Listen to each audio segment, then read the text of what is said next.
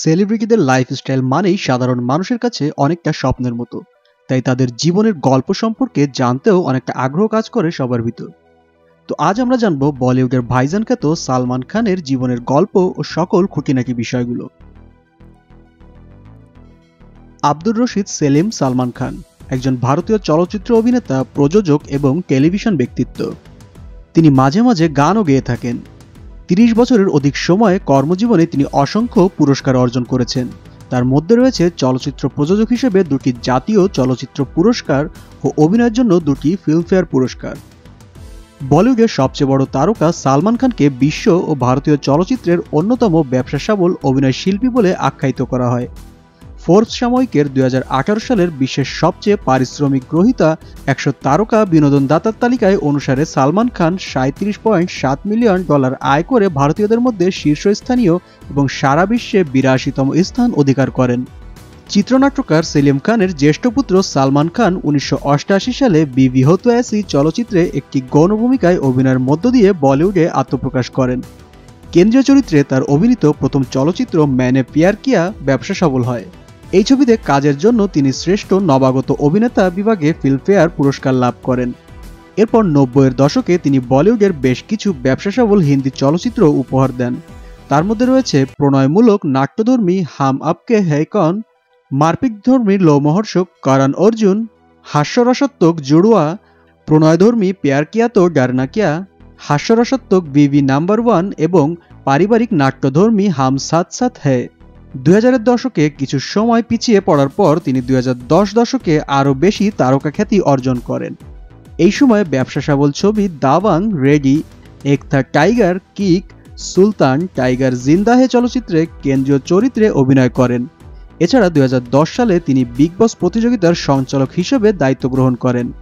Forbes সাময়িকের ২০১৫ সালের বিশ্বের সর্বোচ্চ পারিশ্রমিক গ্রহীতা ১০০ তারকা বিনোদনদাতার তালিকা অনুসারে সালমান খান $৩৩.৫ মিলিয়ন আয় করে অমিতাভ বচ্চনের সাথে যৌথভাবে ভারতীয়দের মধ্যে শীর্ষস্থানীয় এবং সারা বিশ্বে ৭১তম স্থান অধিকার করেন। সালমান খান ১৯৬৫ সালের ২৭শে ডিসেম্বর ভারতের মধ্যপ্রদেশের ইন্দোরে জন্মগ্রহণ করেন। তিনি চিত্রনাট্যকার সেলিম খান এবং তার স্ত্রী সুশীলা চরকের অর্থাৎ সালমা খানের জ্যেষ্ঠ পুত্র। সালমানের ছোট দুই ভাই আরবাজ খান ও সোহেল খান, আর আলভিরা খান অগ্নিহোত্রী ও অর্পিতা খান শর্মা সালমানের ছোট দুই বোন। সালমানের বাবা সেলিম খান অভিনেতা ও চিত্রনাট্যকার হিসেবে পরিচিত হলেও একসময় তিনি পুলিশ কর্মকর্তা ছিলেন। সেলিম খান ১৯৬৪ সালে সুশীলাকে বিয়ে করেন। পরের বছর সালমানের জন্ম হয়। জন্মের সময় তার নাম রাখা হয় আব্দুর রশিদ সেলিম সালমান খান। সালমান খান গোয়ালিয়রের সিন্ধিয়া স্কুলে পড়াশোনা শুরু করেন। সেখানে তিনি ও তার ছোট ভাই আরবাজ কয়েক বছর পড়াশোনা করেন। এরপর তিনি মুম্বাইয়ের বান্দ্রার সেন্ট স্ট্যানিসলস হাই স্কুল থেকে তার স্কুল জীবন সমাপ্ত করেন। পরে তিনি মুম্বাইয়ের সেন্ট জেভিয়ার্স কলেজে ভর্তি হয়েছিলেন, কিন্তু পড়াশোনা সমাপ্ত করতে পারেননি। স্কুলে পড়ার সময় বহুবার সাঁতার প্রতিযোগিতায় চ্যাম্পিয়ন হয়েছিলেন তিনি। ভারতের প্রতিনিধি হিসেবে তিনি দেশের বাইরেও সাঁতার প্রতিযোগিতায় অংশ নিয়েছেন। সালমান খানের উচ্চতা ৫ ফুট ৬ ইঞ্চি, তবে কম উচ্চতা কখনোই তার সাফল্য ভাটা পড়তে দেয়নি। সালমান খানের চলচ্চিত্রের ক্যারিয়ারের মতো তার প্রেমিকাদের তালিকাও বেশ দীর্ঘ। মডেল ও অভিনেত্রী সঙ্গীতা বিজলানি এবং সোমা আলীর সঙ্গে একসময় সালমানের গভীর প্রেম ছিল বলে গুঞ্জন শোনা যায়। সঙ্গীতা অবশ্য এখনও সালমানের ভালো বন্ধু। তবে সালমান খানের সঙ্গে ঐশ্বরিয়া রায়ের প্রেম নিয়ে বলিউডে সবচেয়ে বেশি আলোচনা হয়েছে। এই নায়িকার সঙ্গে সালমান খান ১৯৯৯ সাল থেকে ২০০১ সাল পর্যন্ত প্রেম করেন। এরপর সালমান খান বলিউডের আরেক নায়িকা ক্যাটরিনা কাইফের সঙ্গেও অনেকদিন প্রেম করেছেন। সালমানের সেই প্রেমও এখন অতীত। এই নায়ক বর্তমানে রোমানিয়ার টেলিভিশন ব্যক্তিত্ব ইউলিয়া ভান্তুরের সঙ্গে প্রেম করছেন বলে গুঞ্জন শোনা যায়। একাধিক নারীর সঙ্গে প্রেমের সম্পর্কে জড়ালেও সালমান খান এখনও অবিবাহিতই রয়ে গেছেন। জনপ্রিয়তার পাশাপাশি বেশ কিছু অভিযোগও আছে সালমান খানের নামে। বিভিন্ন মামলায় একাধিকবার কারাগার যেতে হয়েছে সালমানকে। ১৯৯৮ সালে হাম সাথ সাথ হে ছবির শুটিং করতে গিয়ে কৃষ্ণসার হরিণ শিকার করেন সালমান খান। এই মামলায় দোষী সাব্যস্ত হলে ২০১৮ সালের এপ্রিল মাসে সালমান খানকে ৫ বছরের কারাদণ্ড দেন ভারতের রাজস্থান রাজ্যের যোধপুরের একটি আদালত। পাশাপাশি তাকে ১০,০০০ রুপি জরিমানাও করা হয়। এছাড়া একই মামলায় বেআইনিভাবে জঙ্গলে ঢোকার অভিযোগে সালমান খানের বিরুদ্ধে এখনও ভারতীয় দণ্ডবিধি ১৪৯ নম্বর ধারায় মামলা চলছে।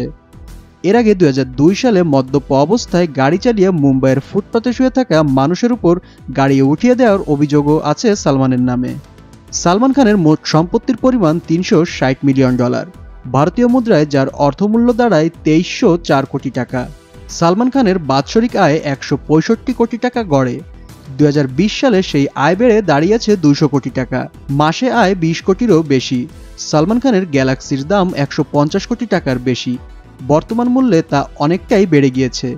এই বাড়িতে ইন্টেরিয়ার ডিজাইনিংয়ের পিছনেই ঢাকা রয়েছে বিপুল পরিমাণের টাকা। বাইক হোক বা গাড়ি, সব ধরনের স্টাইলিশ কালেকশনই রয়েছে সালমান খানের গ্যারেজে। ল্যান্ড রোভার থেকে শুরু করে অডি, BMW সবই আছে তার গ্যারেজে। 2008 সালের 15 জানুয়ারি লন্ডনের মাদাম তুসোর জাদুঘরে চতুর্থ ভারতীয় তারকা হিসেবে সালমান খানের মোমের মূর্তি স্থাপিত হয়। সেলিব্রিটিদের সকল খবরাখবর পেতে আমাদের চ্যানেলটি সাবস্ক্রাইব করুন। ধন্যবাদ।